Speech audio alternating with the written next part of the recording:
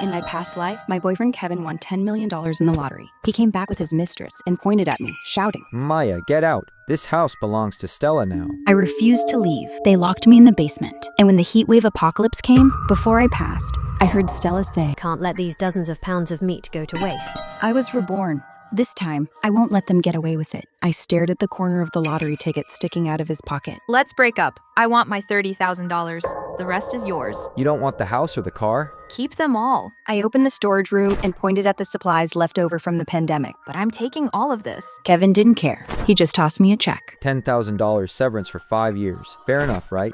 I picked up the check and smirked. From the living room, Stella's voice rang out. Poor people will always be poor. I checked the supply list on my phone, my finger over the camera app. While he was away last week, I'd installed a 4K night vision camera facing the sofa. Back in my room, as I listed supplies, Kevin walked in. Pack your own stuff and help me pack my luggage too. Tomorrow, Stella and I are going to Hawaii. When I get back, I don't want to see your face. I'm not your maid. He threw a stack of cash at me. Enough now? I gripped my pen so hard it poked a hole through the paper. The $50,000 you transferred from our joint account, it's still in Stella's account, isn't it? When I gave up my executive position, you said you'd take care of me forever. I showed him the transfer record screenshot. Kevin slammed the door on his way out. I immediately called the contractor.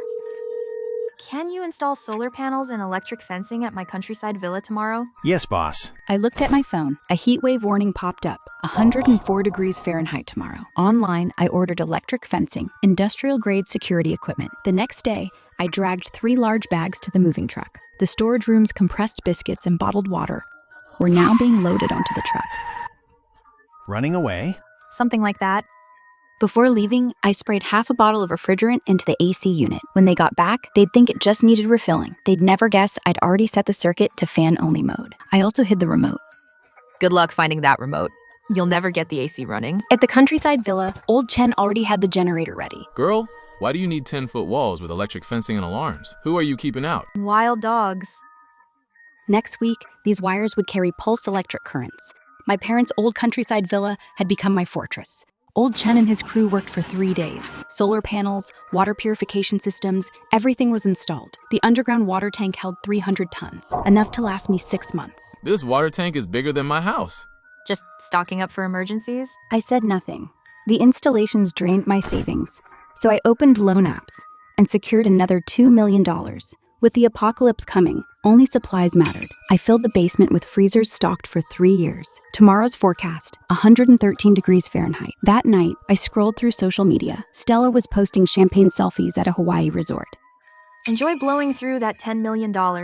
When the heat wave hits, that money won't even buy you a sip of water. The basement was packed. 500 jugs of water, 400 bags of rice and flour, and all the heat stroke meds I could find. The next day, a clothing store owner cleared out the UV-resistant quick-dry clothes for me. Are you opening an outdoor gear shop? Something like that. I paid and left. These clothes could keep someone alive in 158 degrees Fahrenheit heat for over an hour. I also stocked the basement pool with live fish. Your pond is bigger than my house. I enjoy keeping fish. The memory of swearing vengeance in that basement in my past life now rippled across this fish pond. On social media, Kevin posted his new car. A real man spends his money on his woman. Your good days are numbered. I laughed at my new stone countertop freezer. When the heat warning hit 118 degrees Fahrenheit, social media exploded with complaints. This heat is unbearable. I nearly got heat stroke at work. 3 coworkers at my company fainted today. This temperature is insane. We're all going to collapse from this heat. The relentless heat didn't let up. Many people weren't prepared and succumbed to heat stroke and dehydration. I commented online, warning people to stockpile supplies for the coming apocalypse. But I was mocked and ridiculed. Did you read too many novels? You actually believe in an apocalypse? Here we go again with the doomsday nonsense. Can't you say something positive? No matter. I thought to myself, the truth hurts. I just hope someone listens. Suddenly, my phone buzzed. A notification from the surveillance app. On the screen, Kevin and Stella had returned from their trip. Why is the AC blowing hot air? Stella lounged on the couch. Find the remote. I'm dying here. Order food delivery. Get cold drinks. All the apps are shut down. I bit into a chilled cantaloupe and watched them frantically search the storage room. All they found were 10 boxes of lingerie and a note, a gift for the mistress. When the temperature hit 131 degrees Fahrenheit, the city lost water and power. I started the basement generator. The AC stayed at 79 degrees Fahrenheit. The humidifier ran on an independent solar circuit. Unless the solar panels broke, the power would never go out. On day 7, the temperature reached 149 degrees Fahrenheit. News reports showed countless people suffering from heat stroke. Many had passed away. Asphalt roads softened like caramel, sticking to shoes. On the surveillance feed, I watched Kevin kick open the basement door, only to find empty shelves and a welded-shut ventilation shaft. Then Stella leaned close to the living room camera. Her makeup had melted, revealing blotchy skin. Maya, are you watching? So she'd known all along that I'd installed cameras. I know you're watching. Where did you hide the supplies? Her scream seemed ready to shatter the camera lens. I took a bite of chilled watermelon, juice dripping down my chin, and spoke into the microphone. What's the rush? Don't you have money? I tapped the screen and streamed my basement feed to their living room TV. Rows of freezers, stacks of supplies, 50 boxes of the compressed biscuits he'd mocked me for hoarding. See the steaks in the middle? Stella, I have enough meat to last 3 years. And you? You can only watch and drool. Stella's scream erupted from the other end. Kevin smashed the camera in rage. The feed shook. Don't bother. I swiped through the app and cut their power. The security system was registered under my fingerprint. His admin access was useless. Did you think I just did housework after quitting my job? This security system is 100 times more complex than your house. I turned off the feed and bit into the watermelon again. Juice dripped onto the table with a crisp sound. By day 10, the city had completely lost water and power. Kevin used his phone's last bit of battery to send me 37 voice messages. From the supplies are mine to, I'll split the $10 million with you. From threats to begging. His voice was tearful.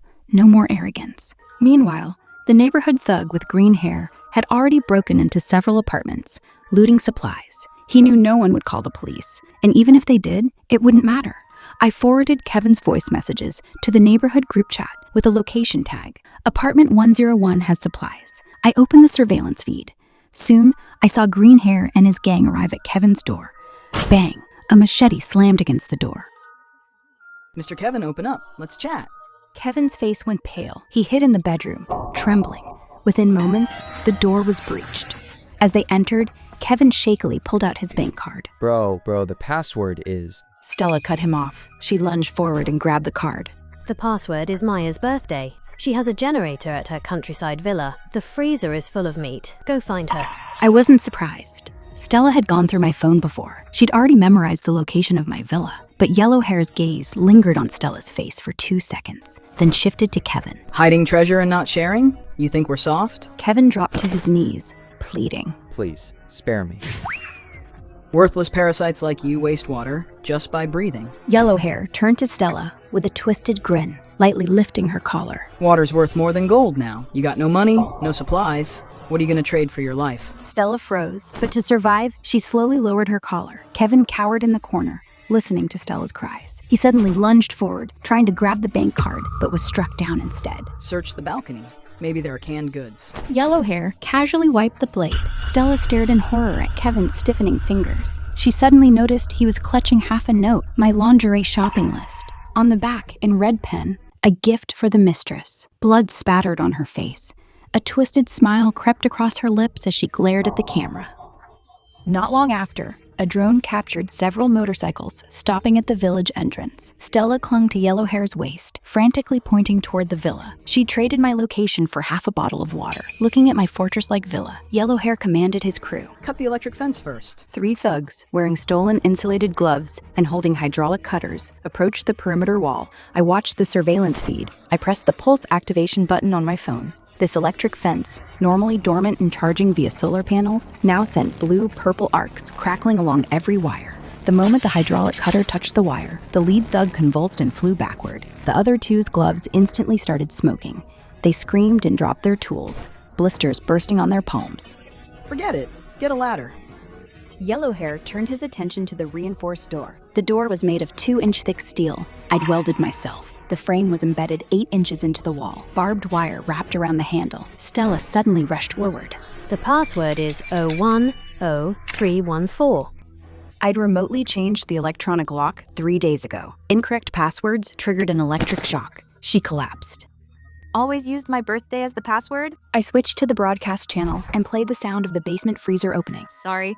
Last week when I changed it, I suddenly remembered you going through my phone. Disgusting. At noon, the temperature hit 163 degrees Fahrenheit. The thugs' motorcycle fuel tanks began leaking. Tires melted into the asphalt. Someone spotted the rainwater collector in the corner and lunged toward it, only to be drenched by a high-pressure blast of cold water. But this water had been mixed with concentrated chili extract 3 days ago. My eyes. He rolled on the ground, clutching his swollen eyes. The chili water seeped into his collar, burning his skin. The others panicked and stepped back. Yellowhair suddenly swung his machete at the water pipe. Forget the water, I just want your generator. The moment the pipe broke, he froze. What poured out wasn't clean water, it was rusty, mud-filled sludge. You thought I'd store drinking water in an outdoor pipe? That's just wastewater for the plants. As the thugs gasped in the shade of the wall, the broadcast suddenly played a rhythmic dripping sound. Yellowhair's throat bobbed as he swallowed reflexively. His crew began unconsciously licking their lips. Then came the sound of ice cubes clinking into a glass. Hear that? I deliberately stirred with a straw. The bubbling of ice water echoed clearly. This is ice I just took from the freezer. Added lemon juice. You can hear it, but you'll never taste it. Yellowhair suddenly threw a stolen gas can at the rooftop solar panels. I'd already anticipated this. The panels were coated with heat-resistant film. The gasoline evaporated instantly, leaving only streaks. Tired yet? I watched the surveillance. Want to try digging a tunnel? Just so you know, there are 3 layers of steel mesh under the foundation, plus bear traps I bought from the hardware store, specifically for rats who steal. Stella suddenly noticed a drainage outlet in the corner. She crawled over and pried open the grate with a knife. Inside the dark pipe, red lights blinked, infrared laser alarms I'd installed. The beams swept across her terrified face. On the 4th morning, the thugs' motorcycle tires had completely melted into the road. Leaking fuel evaporated in the heat, forming a pale blue mist. Yellowhair kicked over the last empty water bottle. Suddenly, my voice came through the loudspeaker. Know why I've kept you alive this long? Because your despair is more refreshing than chilled watermelon. Stella suddenly screamed and lunged at Yellowhair. You ended, Kevin. Otherwise, I'd have the supplies by now. Her words were cut off by Yellowhair's slap. As she fell, she saw the water tower on my villa's 2nd floor. The blue plastic tank glinted in the sunlight. The gauge read 30 tons, but hadn't moved an inch. She suddenly laughed. A shoulder-shaking, manic laugh, because she finally understood. Those tanks were just empty decoys. The real water source was buried much deeper underground. Stella dropped to her knees, begging. Maya, please. I'm pregnant with Kevin's child. Shameless. I'm sitting in air conditioning while you rot under the 158 degrees Fahrenheit sun. I opened a new freezer in the basement and put a strawberry popsicle in my mouth. One last look at the surveillance. Yellowhair's motorcycle fuel tank exploded. Flames lit up Stella's twisted face, the same expression she'd worn when watching me take my last breath in my past life. Even in her final moments, Stella tried to climb the electric fence, not knowing the pulsed current would melt her fingernails. 3 months later, the temperature dropped. I reinforced the perimeter walls with heat sensors. The 3 layers of steel mesh in the foundation could withstand any impact. But this time, they weren't meant to keep people out. The loan records on my phone were still there, but no one was collecting debts anymore. The basement freezers still hummed. The meat and fish inside now had to be shared with more people. I pulled out my old shopping list and added seeds, fish fry, and cold medicine. The first time a survivor knocked with a child, I stared at their cracked lips. I thought of my past life, Kevin slamming the basement door shut. When I unlocked the reinforced door, the smell of rust mixed with a child's crying flooded in. Give the kids these quick dry clothes. Ration the biscuits carefully. I handed over supplies. A mother choked up, tears mixing with dust, streaking down her face. Thank you. I stopped obsessively watching surveillance feeds. Instead, I often went to the village entrance to help people set up shelters and connect power lines. The fish fry in the pond swished their tails.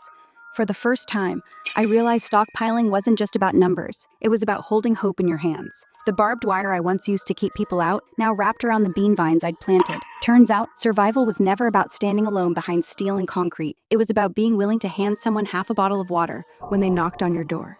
Don't forget to like and follow. Meow.